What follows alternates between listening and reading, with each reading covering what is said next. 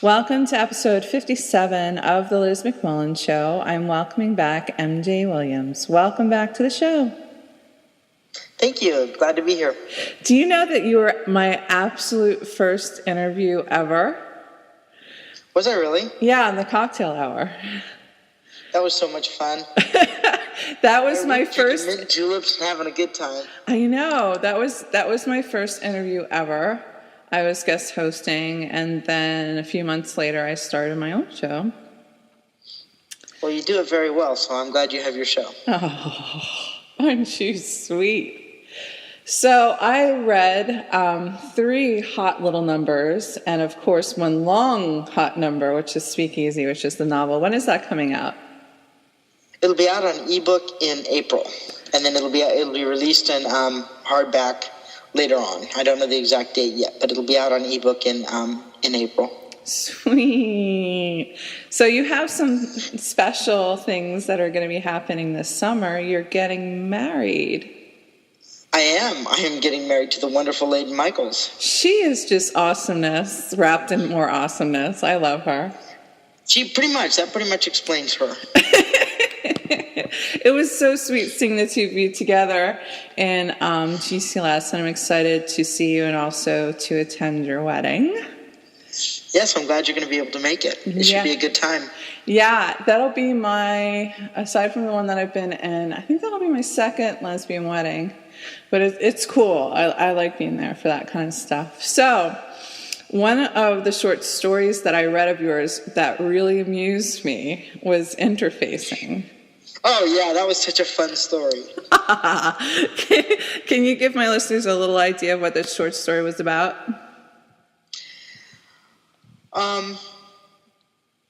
It's actually about a woman who's kind of she's in the technology business, mm-hmm. and she does much better with computers and such than she does with actual humans. Yes.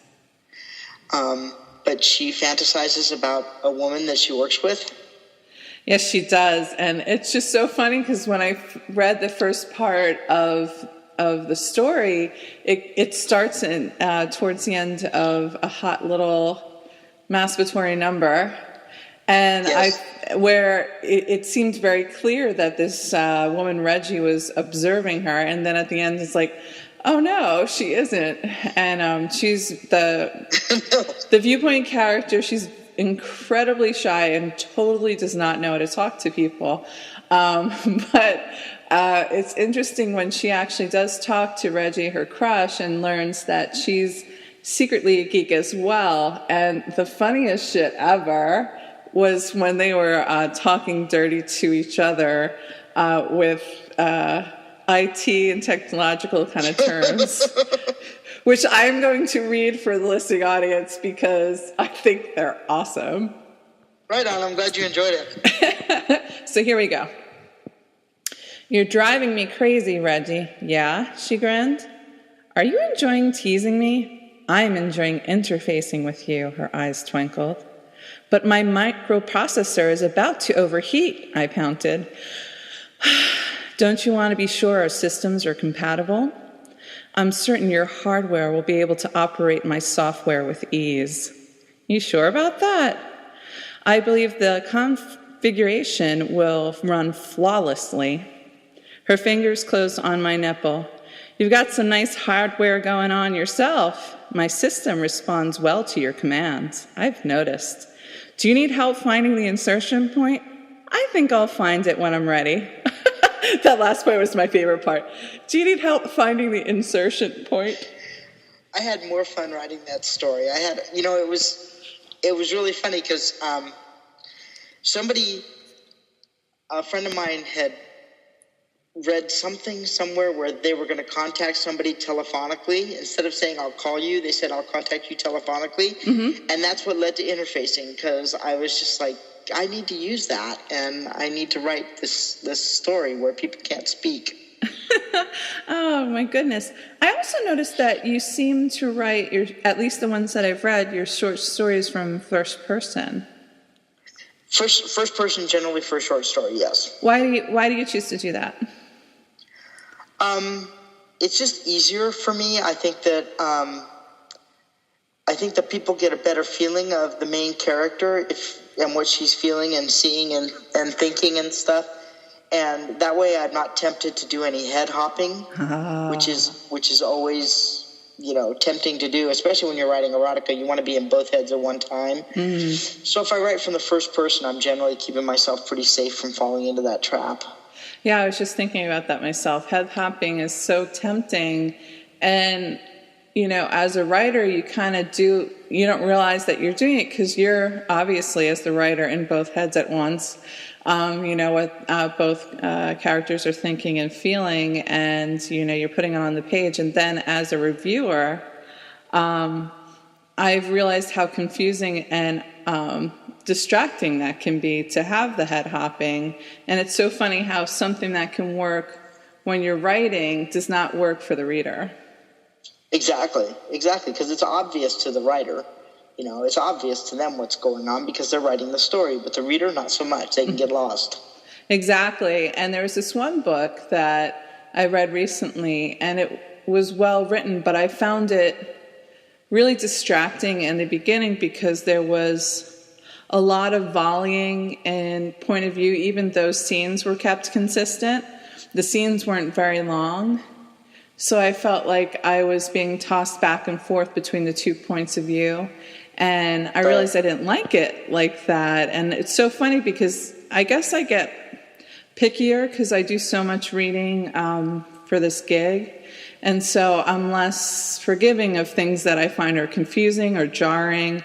And maybe I notice them faster. But I was like, this is not working for me. And then thankfully, as the novel developed, and it was quite a long novel, there was more swaths of time where it was in one point of view and then conversely in the other. And I found that was much easier on me as a reader. Good. That's a good thing. So when you write novels, do you find that you also like to write in first person? No, I like to write those in third person because it's just that way I can show both parts, both what's going on in everybody's head, and I can do that without head hopping as much because I can cut from scene to scene. Yeah. So I remember a long time ago on a far-off planet where you actually got the idea for Speakeasy, and you're extremely excited about it, and it was inconvenient because it was in between projects or you're supposed to be focusing on something else, but this story literally spoke to you and you had to go for it. Yeah, Speakeasy is it's one of those books. It's kind of like Forbidden Passion for me, where it had to be told and it had to come out right now, and there was no waiting or messing around with it. I just had to write it. It came out pretty quickly for me. I don't think it took long to write, and I tried to take a break from it to write other stuff, and I just kept being called back to it because it's such a fun story. I mean, a female mob boss in Chicago in the 1920s going up against Al Capone. I mean, what's not to love? What kind of research? I know that you've done more than one historical, so what kind of research do you do when you're writing a historical novel? I do a ton of research, especially for this Speakeasy, because in 1920 Chicago, there were so many gangs, it was just one giant gang war constantly, and so I had to know who was running which gang at which time. And then just the whole lifestyle and the language and that kind of stuff, because they spoke differently, and the way speakeasies worked were different than, the way a bar works today. And it was fun. There was a lot of research involved, but I learned a lot. That period of time, because it was for the youngins, this was the roaring 20s, and there was just a lot of freedom, and women were coming into their own, and they were cutting their hair and living that wild and crazy life of jazz, and really getting out there. And there seemed to be more room, like at that time, or if I'm thinking correctly, the Harlem Renaissance is around there as well, where there was more room for cross-dressing women or homosexuality in general. Yeah, it was definitely more accepted back then. I do write about a time when Helen, the main character in Speakeasy, goes to a section of Chicago that's known for their gay and lesbian area. Mm-hmm. So yeah, it was known for that back then. Is it the same area where Boys Town is now, or they're just not related? No, they're not related. Okay. Like it's so funny. I know New York very well. I know Paris fairly well. But I do not know other cities, and it's so funny when I go to places. I have almost like if you think of neural pathways in the same way that you think of a circuit board. Like I know where little bits and pieces are, but I don't understand how they interconnect, and that's pretty much my knowledge of Chicago. I know the area where I went to early childhood conference, and I knew the gay area that I took a taxi to go to, but I have no idea how it works. All is one big picture. Yeah, well, I found, maps from the 1920s and different landmarks from then, and so I tried to be as realistic as possible. There's a lot of history. There's a lot of history in this book. There's a lot of people. I used a lot of real people. Mm-hmm. Of course, I used them fictitiously. Mm-hmm. But locations and stuff are pretty accurate, even if the names aren't the same. Mm-hmm. The locations are pretty realistic. Why did you name the club the Golden Beaver? Why not? Because my maiden name was Golden, and who doesn't love a beaver? See, there's a bit of trivia, everybody. Her maiden name was Golden, and yep. She was a maiden at one point. At one point in my life. Yeah. I don't know if I've ever been a maiden. Maybe I've been a bar wench. Yeah, I was a bar wench too. Those were good days.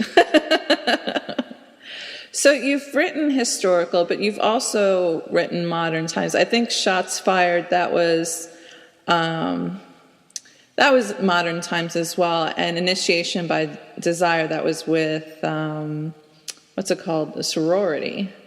Yes. So do you find yourself more attracted to writing historical fiction or things that are modern, or it's just a matter of when the stories come to you? Kind of both. It's kind of when the story comes to me, I go with it. The story I'm working on now that I am like 3 chapters from finishing is modern day. Mm-hmm. But if I had my druthers, as my dad would say, I would write historical fiction. I really do enjoy writing the historical fiction. Now, Shots Fired is not an erotic novel, but a lot of your other novels are. Why do you think that you tell stories that have a lot of the characters' erotic life involved? I think it's an important part of life, and I think that, people worry about, the whole lesbian bed death or whatever, mm-hmm. And that kind of stuff. And I just like to write about people who are real and who are out there and living life. And that's part of life. I mean, that's part of being a human being is having needs and wants and desires. And I'm not afraid to write about those. Mm-hmm. I'm too shy to write those kind of things.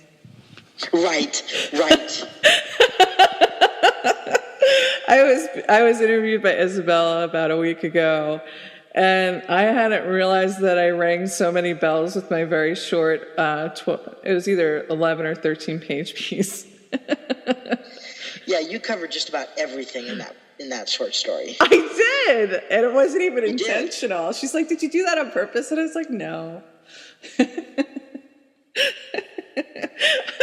No, I didn't. And it was inspired by somebody's real life experience of somebody showing off their jewelry in a pool, and I just went with that. Wow.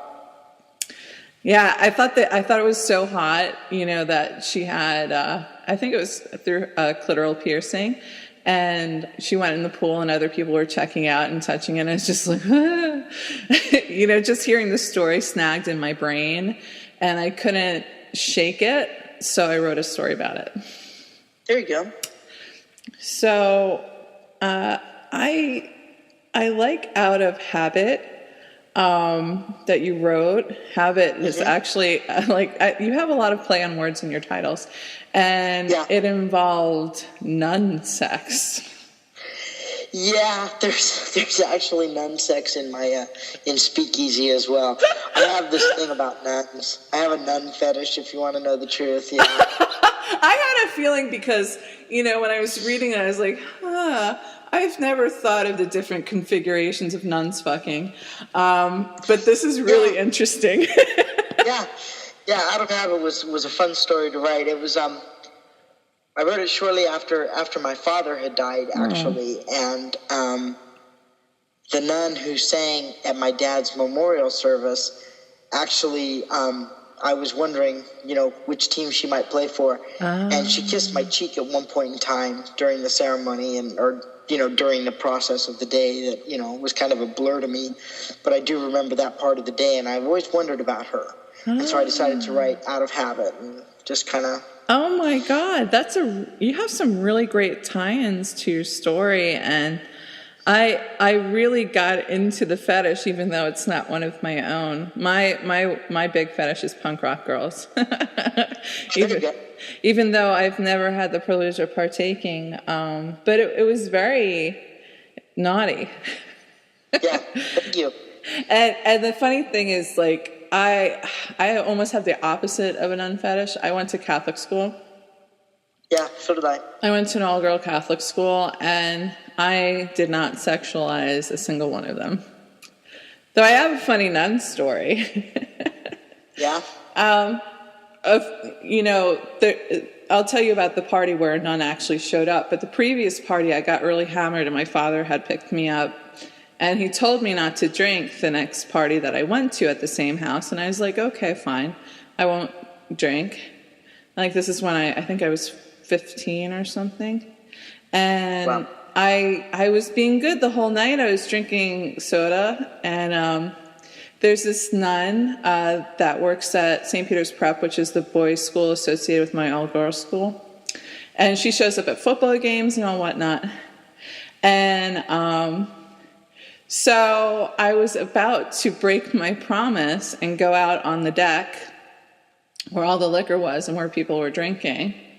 And I saw the nun, in the kitchen, and I looked at my cup to see if, yes, this is soda. I'm not doing anything bad. But the moment I went to walk out on the deck collapsed. So, oh, geez. Yeah. So I didn't fall, but I saw it happen, and I was like, oh my God, I guess I'm not supposed to be drinking. The nun shows up, the deck falls. Nobody was hurt except the liquor. You need to pay attention to those kind of signs. Nobody was really hurt except the liquor that was under the deck. And then, in true teenage form, we just continued to have fun at the party, and then the cops came and we kind of disseminated. And then right. I got picked up elsewhere by my father, but I was sober. Right on. All right. So we have a tangoed web. Yes. And goodness gracious. You write a lot of naughty people in your stories. My God. I do. I do have fun with my short stories. How many short stories have you written? Just over 30. Have been published. That are published. When did you start getting, a lot of people who do short fiction aren't really into doing novels. Why do you feel that you like to do both? It's actually kind of funny. I was writing a book, and I was reading part of the book, and I realized that, this is pretty hot. And I kind of wondered if, anybody wanted anything that was just hot. Mm-hmm. And I didn't really know what I was doing at that point in time. So I had already submitted a novel to... I actually submitted it to Naiad because I didn't know any better, and they sent me a letter back saying you need to submit to Bella. Okay. So I went to Bella's website thinking, and they had a call for submissions for a short story in the Back to Basics anthology that Teresa Mansky did. And so I submitted a short story to that, and it got accepted. And I realized that, hey, this is pretty cool. I can write this stuff. So I just kind of went for that for a long time. That's what I did with short stories. And I keep working on novels, but I was never able to get any out there. And then I finally cracked into the novel business. Mm-hmm. Was Shots Fired your first book? Shots Fired was my first novel, yes. Where did that story come from? That story came from, I was driving home one night, and I saw a man and a little boy walking through my neighborhood, and they didn't look familiar to me. And it all just kind of went there. What if this guy had kidnapped this little boy, and what if, and then I was like, I watched too much SVU, and all this other stuff. But then I went home and I started writing about a kid who'd been kidnapped and a woman who had gotten shot and couldn't remember what she had seen and all that sort of stuff. Just went from there. Yeah, that book had a lot of layers, and one of the layers to it was the frustration of amnesia. And I know that you probably didn't write it as a device, but if it functioned in a way of directing and sometimes misdirecting the reader as to what reality was and why she would be suppressing certain memories. And it turns out that the memory that she suppressed was of herself doing not the right thing. Exactly. That's the big one that comes through. And then she's like, wow, I'm the problem here all along. Exactly. And that, to me, that was like what made it a very powerful, unique novel, because I guess when you read a lot, oftentimes you can see patterns or kind of see where things are going. You may not know the details, but you know the bold strokes of what's going on. And I really appreciate when I get tricked by an author. Right on. Good. Well, Shots Fired, I don't think most people I've talked to didn't see it coming. I did. I really didn't. And I think that you did a very good job of making the other character look like the natural bad guy. Right. Even though she wasn't. Yeah. She was actually the good guy in the whole thing. She was the better person. Yeah, she really was. I really dug that. And actually, I really like Speakeasy. I think it's the best writing I've read of yours. Well, thank you. Yeah, it really is vivid and it comes to life. And there's the true flavor of that time period. And that's the trick of historical fiction. You need to do your research. But one of the tempting aspects is to just go into textbook mode, or like a data dump, or just go into a historical account and completely lose track of the characters and their feelings and their communication in the attempt to kind of utilize all the research. Yeah, it's like, look what I learned while I was doing this research. Here, I'm going to show you everything I learned. Let me just kind of puke it out onto the paper. Yeah, that's not cool. That's not the way a book should be written. I'll write that down. Don't puke out your novel. Right. It sounds like I'm a cat with a hairball. Exactly. Here you go. Yeah, here's my novel. Oh, my God. And one of the things that I dug that is also germane to the period and even into the 30s is the whole playing with fire. Going for that bright and shiny bauble, even though it's trouble. Yep. That was very big back then. Everybody was reaching for what they weren't supposed to have. It was all new and exciting, and everybody had these new freedoms, and they just wanted to push the envelope and see how far they could go. See, the funny thing is, even though Helen was a crime boss and, a thug and all this, I didn't experience her as a bad boy. Right? She's a likable person, huh? She really is. I mean, she does what she does, and she's no innocent, but she's not that cocky, swaggering butch that she could have been on the page, which is perfectly fine because that's sometimes really hot. But Right. I liked her realness, and it actually took me a little bit into the novel to realize that she was a cross-dresser. Not in the bad way, but like wearing men's clothing, and then I got to see her more butch edge. But one of the things that struck me also is that you chose to name her Helen, and that to me is still a feminine name. Yeah, I didn't go with the whole let's tweak people's names in this book. I actually have a really, really, really good friend of mine, like probably my best friend outside of Layton, and she had an Aunt Helen who was alive back in those days, and like went to Mexico unchaperoned and just did all kinds of unheard of things for the day back in the day. Mm-hmm. So I kind of went with her name and decided to model at least use her name and give her honors for, because she's always amazed me, and I remember when I was in college and I met the woman, and she's just always been a fascinating woman to me, so I thought I'd honor her by naming Helen. I like that. You see, it's so funny. This interview is fantastic, not because I'm fantastic, but I ask you questions, and there are so many great little stories that go behind your choices. Awesome. There's pretty much a story behind everything I do when it comes to a book. It's kind of funny, yeah. It's anchored, and it's I watch a lot of interviews on TV, like Chelsea Lately and Colbert and Jon Stewart, and it's always interesting to see the stories that come up. Although when it comes to big television, they have the guests pre-screened, and even though it seems like they're having this natural conversation where, due to happenstance, really good stories pop up, when in reality it's not rehearsed, but they kind of know where they're going.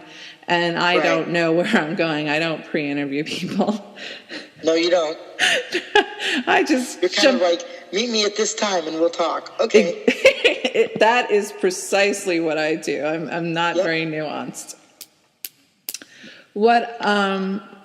Returning to one of your short stories, a tangoed web. Yes, a tangled web. Yes. You really got. I loved the flavor of the tango dancers and their flair. You really got a good handle on the entire, not just the look, but the feel and the elan and the way of owning your space and experiencing your space. And I also noticed that the butch characters in your stories are snappy dancers as well. Yeah, they do tend to be good dancers. Are you a good dancer? Unfortunately, I dance like a straight white man. Wow. I don't have that in me. Do you step on Layden's toes when you try and dance? No, I don't do that. But yeah, I actually went to a Pride event one time, and the dance floor is filled with people, and we're all out there moving and grooving. And there's one butch just standing there with her hands in her pocket while her femme danced around her. Uh-huh. And I thought, okay, now see, I can do that. I'm okay. I can move my feet or I can move my hands, but I can't do both. And please don't ask me to do both. And then you want me to throw in a head bob? And then, then you touch me? Oh, God, now I'm lost. Yeah. So you're telling me you can't tap your head, rub your tummy, and shake your hips at the same time? No, pretty much no. Pretty much no.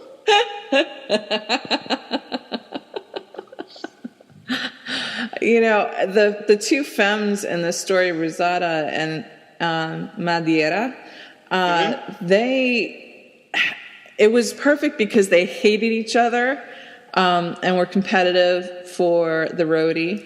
And at the same time, it had the same kind of anger and passion that it is often involved in the tango. Yeah, I had actually just come back from a trip to South America when I wrote that. Mm-hmm. And I'd seen the tango performed several times in Argentina and Buenos Aires. And I just thought I would, write a story about it because I loved it. I felt it was so fascinating and the history behind it and everything, and it's such a passionate dance that I really wanted to write a story about it. Yeah, one of my favorite experiences with the tango is in the remake of Moulin Rouge, where with Nicole Kidman and Ewan McGregor, and there is this great, you know how there's like a play within the play? Right.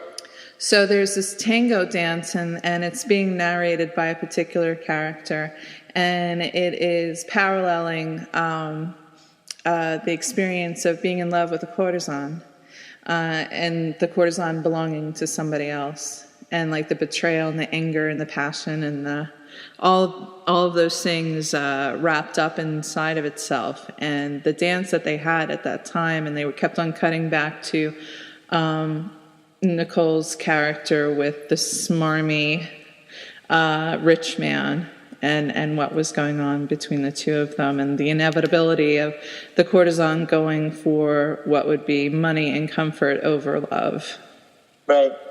But of course, you know, with the La Boheme, the Bohemians, and you're like, oh, it's all for love, and love prevails, and the romantic in me is like, yeah. The realist in me is like, no. Not so much. Because up until, I don't know, I'd say about 30 years ago, in all reality, it all started mixing up in the early 60s, but didn't get going until the 70s and the 80s. Your life as a woman was determined by your mate and their ability to provide for you, or for all the women in the 30s and the 20s and whatnot that went to Chicago and lived in boarding houses. A lot of times they would go on dates to have somebody feed them, and some of the women actually prostituted themselves just to provide for themselves. And so I'm like, maybe not so much. You know, not that you'd want to have the life of a courtesan, even as glamorous as it was with diamonds and beautiful clothing and whatnot. There was a sadness to be, you know, that their worth was only what people were willing to pay them. So you have that in your head, you know, no, love conquers all, go with this. And it's just like, it's not that simple. No, if only it was. Right? It's like with Glenn Close in Dangerous Liaisons, where she was talking about sitting at the table and dealing with the way that people were talking and grinning and bearing it while, you know, putting the tines of a fork in the back of her hand to help her ground herself and hold her tongue. Right. So what other periods of time do you find yourself attracted to? And also, this is actually something that I often think of in Fantasyland. I love seeing all these historicals where lesbian couples get together and it all works out, but not necessarily what would happen in reality. Do you find yourself more likely to suspend disbelief and go for the story that you want to tell, or you try to bring it as close to reality of that time period as it can be? I try to bring it as close to reality of that time period as it can be. Mm-hmm. But, you know, I'm a sucker for the happily ever after. Yeah. You know? But yeah, one time period that I've started writing, well, Forbidden Passions took place right around the Civil War, and I've got another book that I've kind of started playing with that takes place during the Civil War era. Mm-hmm. But another book that I've worked on a little bit, a time period that I'm interested in, is the women's suffragette movement. I think that would be really fascinating to write more about that. So that's the time period I would like. I have this weird ambition to write about like every decade. Mm-hmm. But only like prominent things in that decade. You know, I can't just choose I'm going to write about the 80s, because even though I personally love the 80s and think that they were full of monumental things, you know, they're not really the 20s or the, you know, the teens or any of that stuff. Or the 50s, you know. The 80s is a very it's a very complex time period. There's the greed is good, Wall Street kind of thing going on. Then there's the, Madonna like a virgin kind of thing going on. Right, exactly. And then there was like the John Hughes films, with Molly Ringwald. John Hughes, all his movies were fantastic back then. I would love to write a book that just took place during the 80s, but I think it needs to be like a monumental occasion. Like I'd like to write about, wax, the Women's Air Corps. Mm-hmm. I'd like to write, I would like to take time and write about several different historical events and try to see what I can do with them. Did you ever read Tipping the Velvet? I did read Tipping the Velvet. Absolutely loved that book. Fascinating. I did not like the series at all. Really? The reason why I didn't like the series is, first of all, they made the lead character pretty. And one of the main characteristics of this young woman was that she was plain. And she had like dishpan blonde hair, and she was not glamorous, although the woman that she followed into the theater was. And the other thing that I really loathed, at the end, even though she had done all the things that she had done, she was still somewhat the innocent, and it was the social worker who was also a suffragette and into women's rights. She was the one who pretty much showed her the way and was very brave and bold. And she also was big and raw-boned and not necessarily altogether that pretty. And they cast a sparrow for her role.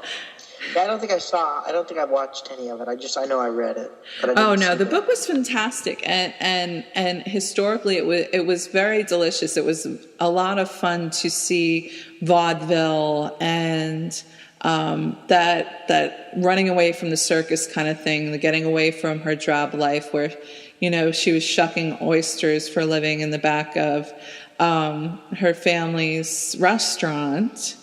And she was in the back because she wasn't the pretty one. Her sister was always the one who was out there in the front, charming customers and whatnot. And she was always fading into the background. And then she got into the vaudeville scene, and she was a star. Right. So I love that kind of character arc. And as a writer, I'm attracted to writing historical fiction, but I'm concerned about getting the voice right. For whatever time period it is, because really good period films or historical novels not only have the historical backdrop, but really have a finger on the pulse of the people and the mores of the society and how they interact with each other, how they spoke to each other, and what was risque and what was not, and all those different things. And I'm not sure I'd be able to capture that. Yeah, I know that, excuse me, for Forbidden Passions, that book was it had a lot more sex in it than Speakeasy. Speakeasy has sex in it, but enough to be considered an erotic novel. But Forbidden Passions was really, a lot of it was the sex, and I tried to capture that time frame and do all that, but a lot of it, there was so much sex in there that it wasn't really that inherent. Whereas with Speakeasy, I think that it was much more important that I capture the way people spoke, the way people thought, the way people behaved, and actually make you feel and live that time period. I want you to be transported to the 1920s Chicago when you're reading that book. I don't want you to have any doubt where you are. I agree. I agree, because I read the other historical that was it antebellum at the time? I can't remember exactly. It was like just at the beginning of the Civil War. And like I wasn't quite sure where I was in it, because there was a lot of sex and craziness and whatnot. But you really hit the nail on the head with Speakeasy. Well, thank you. I appreciate that. Because the sex that was in there, even the way that they were talking to each other, making love to each other, experiencing each other, it still felt germane to that time period. Right. Yeah, somebody actually said that Forbidden Passions just felt like I took lesbians out of the 21st century and just popped them into 1860 New Orleans. It's like, ooh, ow. Ow! Yeah, but I don't think you can say that about Speakeasy. I don't think there's any doubt what time period it is. I have to say, I really wasn't into the other novel, but I loved Speakeasy, and it reads fast. And I love the language and the pacing. And you have these little kernels of history and geography and things that are happening, and the interactions between folks and how they kind of got in each other's face by showing up in their gin joints, so to speak. Yep. And in the beginning, it's Helen who keeps on showing up where she's not welcome. And then the opposite is happening. And of course, that dingly, beautiful, shiny fruit of Maria. Yes. The ever-tempting, ever-forbidden Maria. Yes. Which, of course, cheesily in my head, how do you solve a problem like Maria? Yeah, right. You got to sing that song, don't you? But no, I have to say, this is one of the best things I've read of your Speakeasy, and I highly recommend it, not only to folks who love them a little sex in their books, but those who are also attracted to historical fiction, because the history really is in there. Well, thank you. I appreciate that. Yeah. I like it, folks. Right on. Liz likes it. I scored.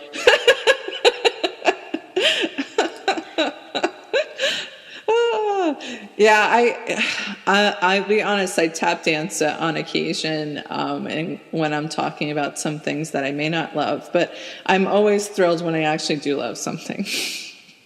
Well, thank you. I'm glad you enjoyed it. It's my favorite book so far that I've written, and I'd like to get some exposure out there. I'd like people to really take a chance and read it, because it's not, like I said, it has the erotica theme, the erotica label on it, but there's so much more to it. There's a really an intense story.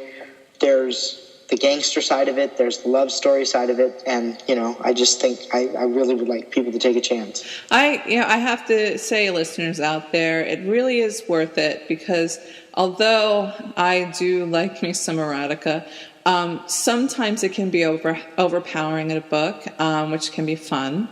And usually in erotic novels, there's a very loosely draped plot around all the smut. And this book just doesn't feel like that. It feels the way the Roaring Twenties should be. Like, you can't have the Roaring Twenties without the gin and the jazz and the sex and the freedom and danger and, going for that shiny, pretty bauble, dangerous things, sexy things, put the adrenaline junkies, which is in direct contrast with the way that life had been before then, with the Victorian era, where everything was so measured and appropriate and whatnot. Right. Though Helen does hearken at one point to the fact that she kind of misses when women's hair went down to their hips. Yes, she does mention that. She does mention that, but she likes being able to wear her own hair bobbed, so there's a plus there. Yeah, it's so interesting from an erotic standpoint. Hair can be a very powerful and sensual thing, and I think very long hair can be quite beautiful. And at the same time, there's something about the way a short haircut shows off the features of a woman, whether they be masculine, androgynous, or feminine. It really brings out the eyes and the cheekbones and the lips. So there's the beauty in both forms. Yeah, I agree. There's just beauty in women. Let's face it. I like women. I am definitely a lesbian. No doubt. True that. Yep. Fist bump. Yeah. Indeed. Oh, I'm so bad. Oh my goodness. So you have a few things in the hopper. Do you have any short stories that are calling to you? No, I haven't really written a short story in a while. I've kind of been thinking about it, and I started one a couple months ago, but then I just kind of let it fizzle because this book that I'm working on now kind of took over. Mm-hmm. So I'd like to get some more short stories out there, just because I enjoy writing them, but I I just find that I've just had too many novels that I've been thinking about or that are claiming my attention. I also know that people who tend to longer fiction, they may start short fiction, but then it grows into long fiction. They start with a story or a kernel or an idea, and then just naturally their mind goes into the long view rather than, a neat and tidy story. Yeah, that's true. I've started short stories and had them end up novels before. Mm-hmm. So you said that you want to try a lot of different decades. Do the 60s appeal to you? Definitely. The 60s and 70s are like right up there. I would love to write about, come on, lesbians at Woodstock. Mm-hmm. What's not to love? I know. And for some reason, in my mind, and this is probably, you get influenced by the media, is that when I think of the 60s and the 70s, I think of youth.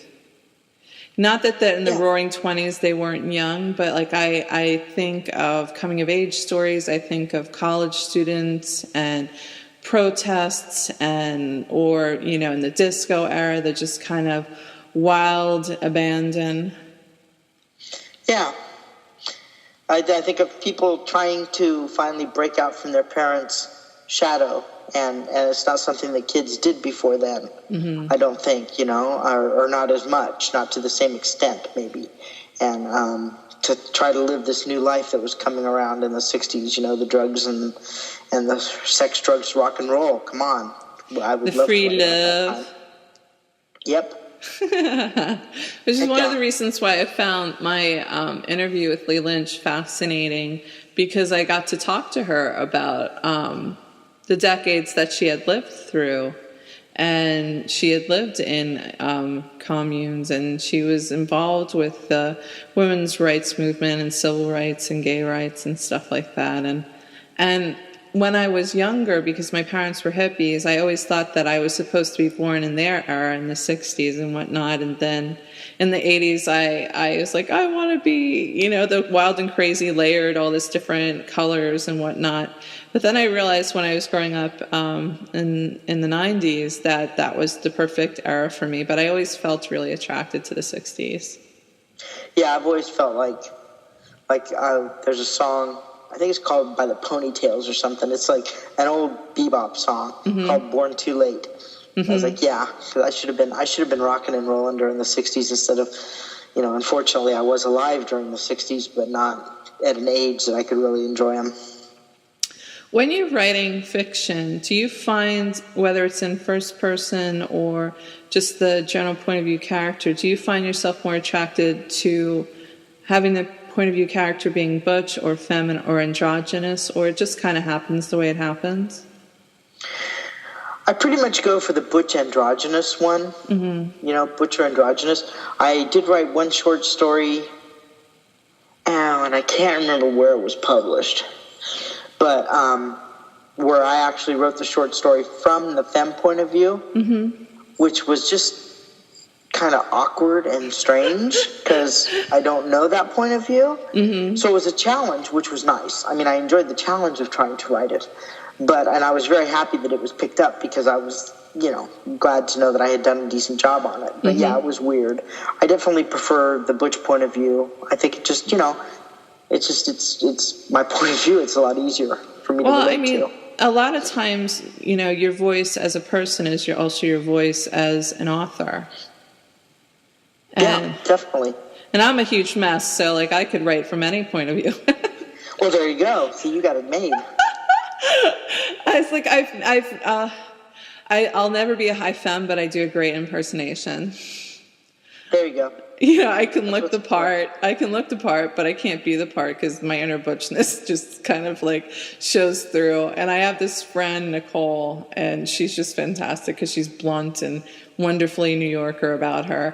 And she always picks up on my butch mannerisms and exaggerates. The most recently was my birthday, and I was giving my dinner order, and she was teasing me as I was choosing what I wanted to eat because I wanted a fajita with two different meats in it. And she's she's across from me. She's like, she wants some meat.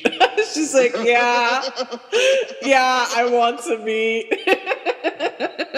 Oh, that's awesome. Because that's exactly how I was talking, and I didn't realize I was doing that.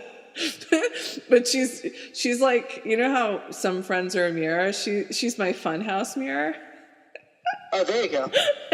So she like turns things into like an exaggeration, but it's extremely funny. We don't need friends like that. Yeah, I love me some sarcasm. Mm-hmm. And it's so funny. I can survive in suburban settings or even semi-rural or whatever, and I live. It's desolate where I live now because of Superstorm Sandy, and even before that, the Jersey Shore, the barrier islands on the ocean and the bay, they're dead off season. So there's actually a lot more life now because there's just an insane amount of reconstruction. But naturally, I gravitate to urban environments. Yeah. So are you a big city girl, or do you like yourself a little slower pace? That's a really good question. I think I kind of like the city. Mm-hmm. I like the pulsating action. But Portland's not like a world's biggest city or anything like that. But it's city enough. Mm-hmm. And I like it. I enjoy the city. I enjoy having things to do. I enjoy the people. There's such a variety of people. You can see any type you want walking down the street any day. I like the city. Yeah, I'm at the core of my personality, and when I was coming up as a lesbian underage, and then when I was old enough to go to bars, all my life was in New York City. So I have that love for New York City and the urban environment and the edge and the grit and the dirt and the brutal honesty and sarcasm and really good coffee. Right. Because it all wraps up into one. And whenever I've moved to like a quieter area, I still kind of yearn for it. I yearn for the bustle. And it's so funny, like when I can deal with the urban environment in New York City, but I am flustered when things are packed and whatnot in areas that I would not expect, like this summer.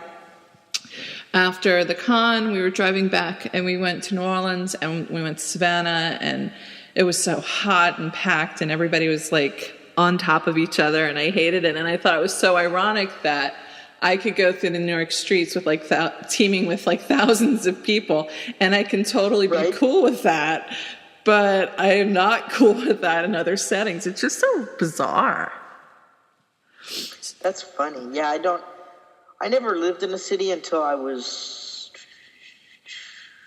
I don't even know now, probably 30. Mm-hmm. I grew up in a small college town, and then went to a college town and stayed there for about 20 years. Mm-hmm. And so maybe I was closer to 50 or 40. No, I wasn't closer to 50. I was probably closer to 40 maybe when I moved up here. And so I didn't have the experience of a city. I always knew just small towns, and so I've really enjoyed it up here. And I love New York City. I think it's great. You totally feel alive there. Yeah, it's amazing. Do you see yourself writing a Western? Or not even a Western, but just something. It could be contemporary, but like in the sticks or in farmlands or something really off the grid. I don't know that I would do that, actually. I mean, now that you mention it, it sounds kind of challenging. Mm-hmm. And I do like a challenge. Well, that sounded seductive. Yeah. I don't know. I've never really considered writing anything like Little House on the Prairie or anything like that. But, maybe. Oh, you'd look great in a bonnet. Right.